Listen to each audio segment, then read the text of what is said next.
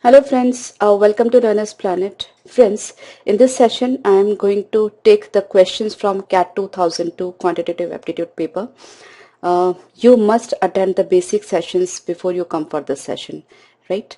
And I hope you might have attended the previous sessions of previous year CAT papers. So in this session, let's take some more problems, and the problems will be from CAT 2002 quantitative aptitude, right? Let's see this question. The question is from permutation and combination. If there are 10 positive real numbers, n1, n2, n3, these numbers are in ascending order. How many triplets of these numbers like n1, n2, n3, n2, n3, n4 can be generated such that in each triplet the first number is always less than the second number and the second number is always less than the third number, right? That means precisely we have 10 numbers which are in ascending order and we have to make the triplets, and all the three numbers should be in ascending order. That means first number is less than second and second is less than the third, right? That means n1 is less than n2 and that's less than n3, right? Now it's very simple concept. First of all, we have to choose three numbers out of 10, right? So how many triplets we are able to make? That's 10C3, right? So from 10C3 we'll be getting the number of triplets like n1, n2, n3, n2, n3, n4 and so on, right? So these triplets, right? Now in every triplet there will be three numbers, right? And these three numbers, in how many ways can we arrange them in ascending order? There is just single way, right? Getting me? Just single way. Suppose the three numbers selected are 2, 3 and maybe 7. So there is a single way to arrange these three numbers into ascending order when n1 is less than n2 and that's less than n3. That is 7, 3, I'm sorry, it's 2, 3 and 7. Right?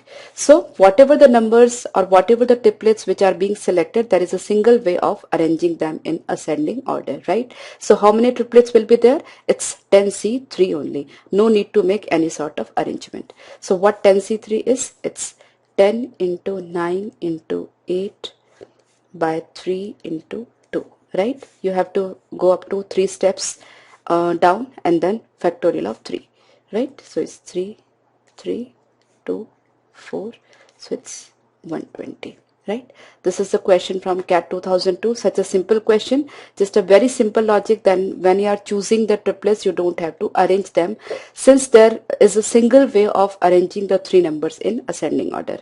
Okay, I hope you are clear. Now friends, let's see this problem.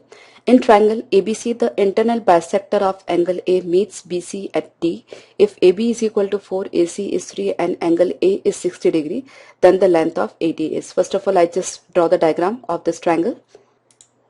Now this is the triangle we are talking about. This is vertex A, B and C and this is D, right? Now AB is equal to 4, AC is equal to 3, angle A is equal to 60 degree, this complete angle is 60 degree. Then the length of AD is, and D, the internal bisector of angle A meets BC at D. That means this is AD is internal angle bisector of angle BAD. Now if this complete angle is 60 degree, that means this is 30 and this is 30, right? Now we have to find out the value of AD. Suppose it is X, right? Now friends, there are various formulae to calculate the area of a triangle or length of various sides, right? The most simplest is half base into altitude. Apart from that, we use sine formula to calculate the area of triangle. Now how sine formula is used, I just explain it over here. So it will be useful for your whenever you get the questions of based on calculation of area of triangle, right? Just listen to me carefully.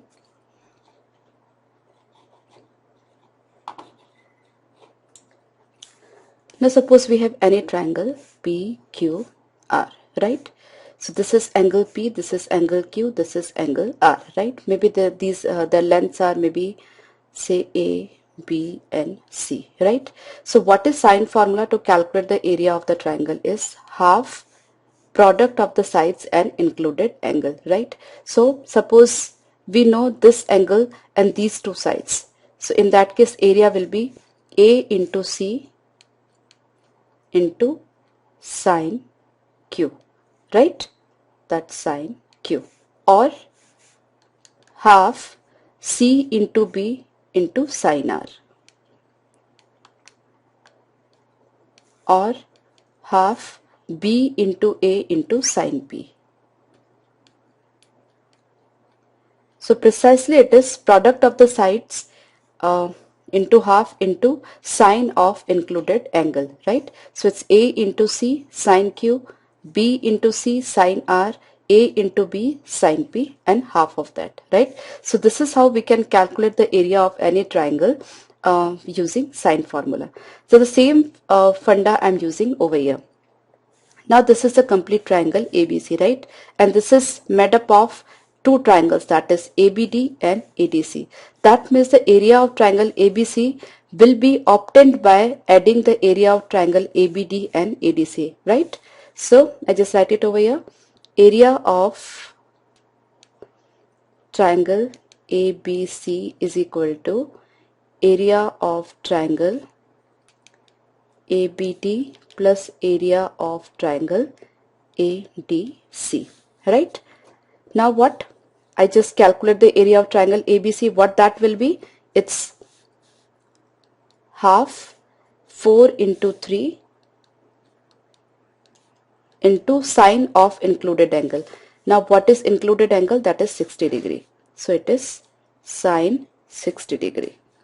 And that should be equal to area of triangle ABD, that's half into 4 into x into sine 30 degree plus half into x into 3 into sine 30 degree. Just a moment. So half 3x sine 30 degree. Now this half can be taken as common and can be cancelled out. Now we just have to put up the value of sine 60, sine 30 and sine 30, and only x is the unknown quantity, that is nothing but the length of AD that we'll be able to calculate. Now what is the value of sine 60 degree? That is root 3 by 2, that you might have studied in your grade 9 or 10. So it's 4 into 3, that is 12 into root 3 by 2 is equal to 4 sine 30 degree plus 3 sine 30 degree. This is 7 times x into sine 30 degree, and sine 30 degree is nothing but 1 by 2, right? So x is equal to what? 12 root 3 by 7. And this is what the length of AD, and we were asked about the length of AD, right? So we have option B as 12 root 3 by 7. So the problem becomes very simple if you know the sine formula, right? I hope you are clear. So the sine formula can be used anywhere whenever you have to find out the area of the triangle, and if one angle is given and the included sides are given, then you can use this formula. I hope you are clear. Now let's see this problem. The length of the common chord of two circles of radii 15 and 20 centimeters whose centers are 25 centimeter apart is, right? So we have to find out the length of the common chord. First of all, I just draw these two circles. Wait a moment. Now friends, this is a diagram with us. These are the two circles and this is common chord. This, I just name it over here. It's suppose O, this is P, this is Q, this is R, this is maybe X, right? So OP is radii of this circle, PQ is radii of this circle. So it's 15, this is 20, and centers are 25 centimeter apart. That means this complete length is, that is OQ is 25, right? Now we have to find out the value of common chord, that is we have to find out PR. Okay, now if you can observe 15, 20 and 25. If I divide the three numbers by 5, what I'll be getting? This 3, 4 and 5. And 3, 4 and 5 are Pythagorean triplet. If 3, 4, 5 are Pythagorean triplet, that means multiple of them will also be in Pythagorean triplets, right? That means 15, 20, 25 are also Pythagorean triplet. Now if these three are Pythagorean triplet, that means this triangle OPQ is nothing but a right angle triangle, right? So it is right angled at this.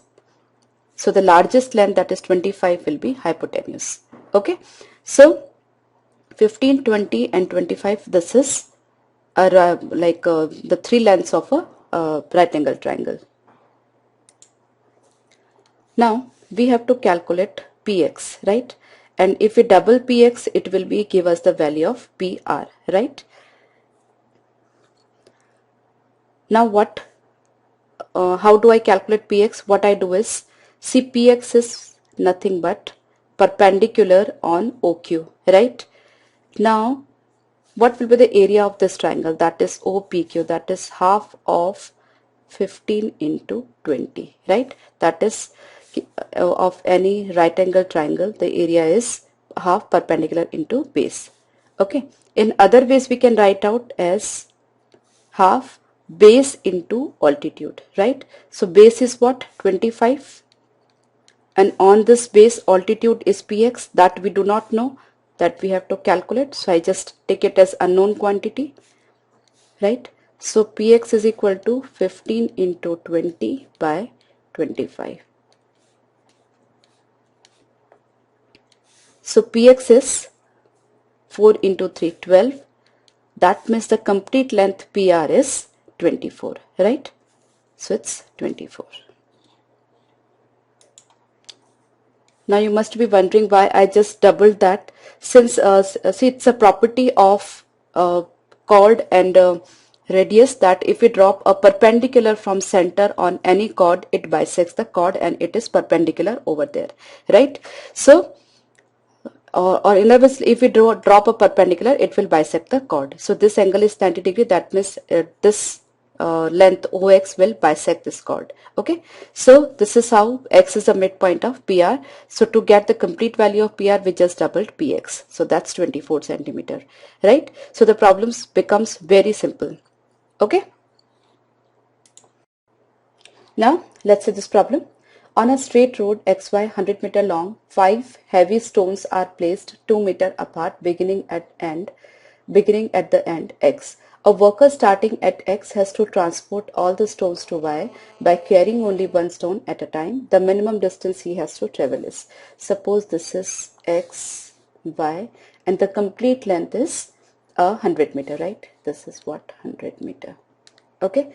Now 5 heavy stones are placed beginning at X. So first stone is over here, then second, then third, then fourth, and then fifth, right? And 2 meter apart. So this length is 2, this is 2, this is 2, and this is 2. And this is the remaining length, that is 2, 4, 6, 8, and this is 92. Now it's just simple an addition problem, no much tensions are there. The first stone the person has to pick from here and drop it over here. So the length has to be covered up, that is 100. Then for the second stone, he has to cover up the length of 98, right? But this length 98 he has to cover for 2 times, because the person is moving from X to Y. So he's going 100, and while coming back he's traveling 98, and after coming here, if he has to put up the stone at Y, further he has to go for 98 meters. So this is for 2 times, right? Similarly, when he comes back for the third stone, he has to cover up 96 for 2 times, right? So 1, 2, 3 stones are there. Then when he comes back for the fourth stone, he has to cover up 94 for 2 times, right? So he has reached there. Now he has to come back for the fifth stone. So it's 92 for 2 times, right? So this is the calculation. So it is 100 plus 2 into 98 plus 96 plus 94 plus 92. Now I don't have to tell you how to add the numbers and multiply them. 98 plus 92, that's 190, and plus 190, that is 380. So 2 into 380, that is 760, and plus 100 is 860 meters, right? So it's simple problem of addition, or maybe you can use arithmetic progression. Okay, I'm sure you are clear, and you must be having your paper and pen with you, so you are solving the problems with me simultaneously. Now let's try this question. In the figure given below, ABCD is a rectangle. The area of isosceles right angle triangle ABE. ABE, this is isosceles right angle triangle, that is area is 7, and EC is equal to 3BE. So suppose BE is X, EC is 3X. Now diagram is not to scale. So this is X, and this is an isosceles right angle triangle. So if it is X, it will also be X, right? Now what we have to do? We have to find out the area of this rectangle, right? Now area of this triangle is 7 centimeter square, right? So what is the area of this triangle ABE? That is half into X, and that is given to us as 7. So X square is 14, right? So that means X is equal to root 14. Okay, now the area of this rectangle will be what? X into 4X, this length into this complete length. So it is X into 4X, that means it is 4X square, that means it is 4 into 14, that is 56, right? A very simple from a question from CAT 2002. I hope you are clear. Now this problem from coordinate geometry, the area of triangle whose vertices are this. I just draw the coordinate axes over here. Just wait a moment. Now friends, the problem will be simpler if we assume some value of A, right? So let's assume a simple value of A. Maybe I just assume it to be 0. Okay. Now suppose it is 0, 0. So this is the first point. Then 0 plus 1, 0 plus 1. So this is the second point. And then A plus 2, that is 0 plus 2. This is 0, 0. This is 1, 1. And this is 2, 0. So 2, 0 will be somewhere here. So this is the triangle. Okay. So now since this length is 1 and this length is also 1, that means this length will be, this is the figure like this and this. So this is 1, this is 1, that means we can use Pythagoras theorem over here. So it will be root 2, right? So this length is root 2 and this length is also root 2, right? And this complete length is 2, that means it is a right angle triangle. So we can calculate the area easily. That is half of root 2 into root 2. That's half of 2, that's 1, right? So we are getting the value independent of A, right? We assume the value of A as 1, but we are getting a constant value, that is 1. That means whatever the value you put up of A, you'll be getting the same answer as 1. Okay? I hope you are clear, and if you wish, you can assume any other value of A as well and calculate in the similar manner. Now this question. The owner of a local jewelry store hired 3 watchmen to guard his diamonds, but a thief still got in and stole some diamonds. On the way out, the thief met each watchman one at a time. To each he gave half of the diamonds he had stolen then and 2 more besides. He escaped with 1 diamond. How many did he steal originally? Friends, instead of making any sort of algebraic equations over here, what we do is we just go backward, right? And quickly eliminate the option. Be very fast over here. Suppose the correct answer is 40, right? So to the first watchman he is giving half and then 2, right? So half of 20, half of 40 is 20, and the 2 beside that is he is left with 18. And to the other one he is giving further half and 2 apart from that, right? So the first step, I just write it over here. First, to first watchman he is giving 20 plus 2, so it's 22. Now he's left with 18. Then half of 18, that's 9, and then plus 2, so it's given 11. So after that he is left with 7 diamonds. So to the third watchman he cannot give half of them, right? So this is wrong option because we are having an odd number. Now we start with 36. So to the first watchman he is giving 18 and plus 2, so it's 20. then he's left with 16. So half of 16, that is 8, then plus 2, then he's giving 10, then he's left with 6. So half of 6, that is 3, and then plus 2 is giving 5. So he's left with 1, right? So 36 is the obviously correct choice, right? You don't have to calculate further. I hope you are clear. No need to make any sort of algebraic equation over here, right? Now the problem based on ratio and proportion. Mayank, Mirza, Little and Jaspal bought a motorbike for $60. Mayank paid one half of the sum of the amounts paid by the other boys. Mirza paid one third of the sum of the amounts paid by the other boys.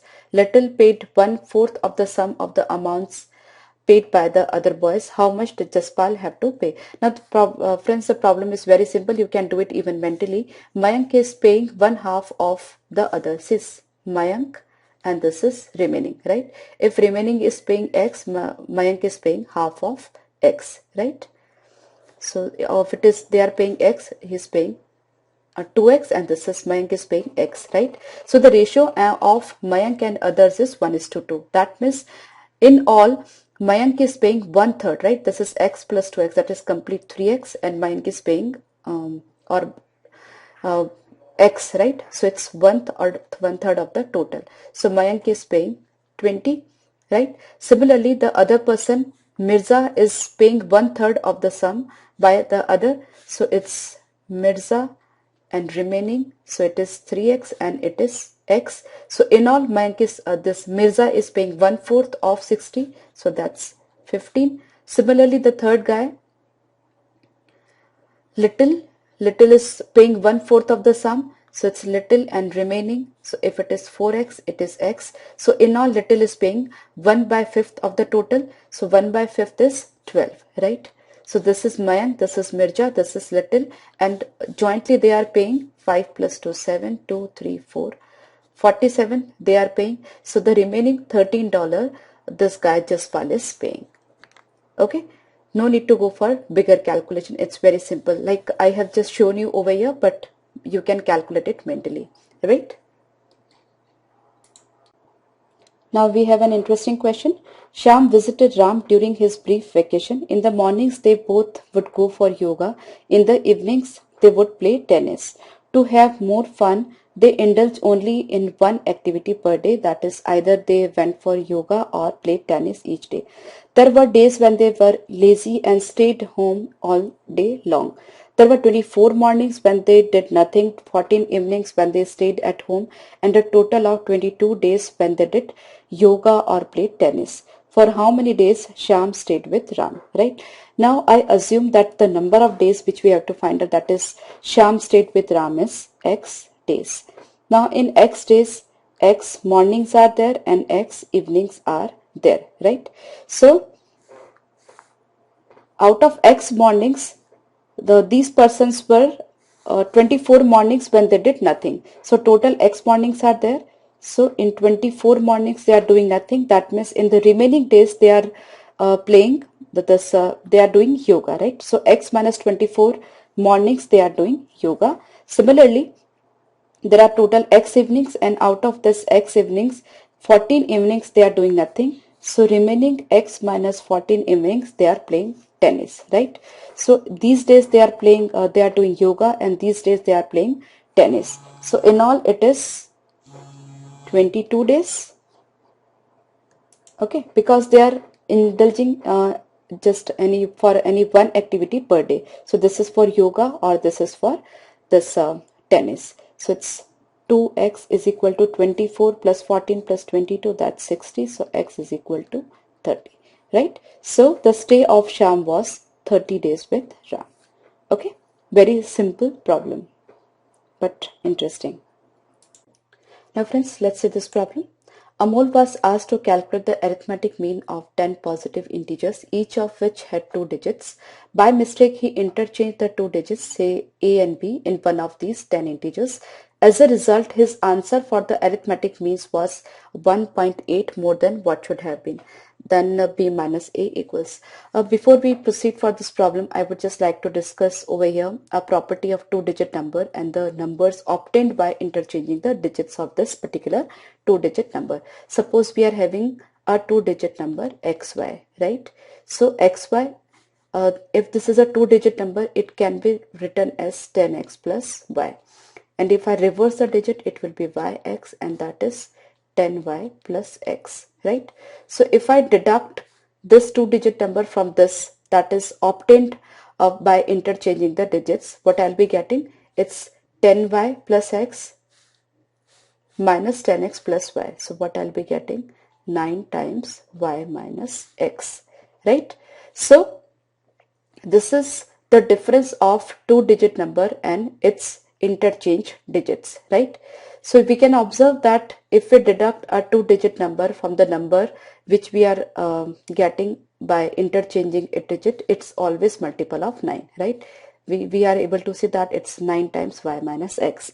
And if we divide this difference by 9, we will be getting the difference between the digits. That's right. That's y minus x. Okay, we can take practical examples of this as well. Suppose I am having maybe a number, say 35, right? And if I deduct 35 from 53, I'll be getting 18, right? And if I divide 18 by 9, I'll be getting 2. That's difference between the digits. Okay, so this is a two-digit number. This is a two-digit number which is obtained by reversing up the digit of this. And if we get the difference, it will be divisible by 9, and if we divide the difference by 9, we'll be getting the difference between the digits, right? So precisely over here, a and b are two digits, so this is the number, and by mistake it has been written like this. Okay, now in mean there is a difference of 1.8, right? So in total the difference will be 1.8 into 10 because there are total 10 numbers, so the difference will be 18. Okay, that means AB by mistake has been written as BA, right? So the difference is 18. So if we divide 18 by 9, we'll be getting the difference between digits. And what is that difference? It's that B minus A. Okay, as simple as that. So it's 2. Okay, so this is the like a concept behind this problem, right? But you should be knowing it, because at the time of exam, if you do not know, then you cannot arrive at the correct answer. Okay, you can take other examples also. You can make some two-digit numbers on your own, and you can very well verify this concept. I just take one more for you. It's maybe 81, and the reverse of this is 18. So difference between these two is 63. That is multiple of 9. And if you divide this by 9, you'll be getting the difference between the digits. Okay, so very simple yet important concept. I hope you are clear. Now we have this problem. When 2 raised to 256 is divided by 17, the remainder would be. Good number of sums I have already discussed based on this remainder theorem in my basic number system sessions. So I won't spend much time over here. We just quickly do it. 2 raised to 256, 256 is multiple of 4. So I can convert it is into 16 raised to something, right? So it's 2 raised to 4 into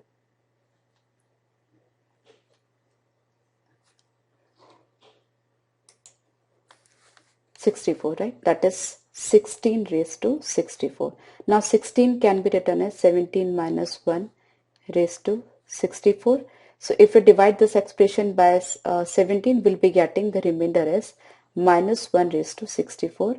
So minus 1 raised to even power, that's 1 only. Okay, so precisely we are using binomial theorem over here, but I won't explain the entire concept over here. If you are not clear about this concept, do attend the basic number system sessions where I have explained a good number of problems based on remainder theorem. Okay, so it's just one. So if you are clear about this concept, you can do this problem mentally even. It won't take your more than 20-25 seconds. Okay, now let's see this question. 3 travelers are sitting around a fire and are about to eat a meal. One of them has 5 small loaves of bread, the second has 3 small loaves of bread, and the third has no food but has 8 coins. He offers to pay for some bread. They agree to share the 8 loaves equally among the 3 travelers, and the third traveler will pay 8 coins for his share of the 8 loaves. All loaves were the same size. The second traveler, who had 3 loaves, suggests that he will be paid 3 coins and the first traveler be paid 5 coins. The first traveler says that he should get more than 5 coins. How much should the first traveler get? See, the problem looks like simple. It is actually simple, but you have to think over here. See, out of 8, the first one is having 5 breaths and the other is having 3 breaths, right? So this is maybe A and this is B. So he's having 5 and he's having 3. So according to B, it's okay that the ratio should be 5:3. But what is happening over here, that these 3 people, suppose this is C, they are sharing the breaths equally, right? So C will be paying the amount to the person from which he is getting the bigger share, right? So see, there are 8 breads. The first person, and they are sharing it equally. So he is taking 8/3. He is also taking 8/3. He is also taking 8/3, right? So out of 5, he is taking 8/3. So what is he giving? That's 5 minus 8/3. Right? So he should be getting the amount for the bread he is giving to the third person, not what he is eating himself, right?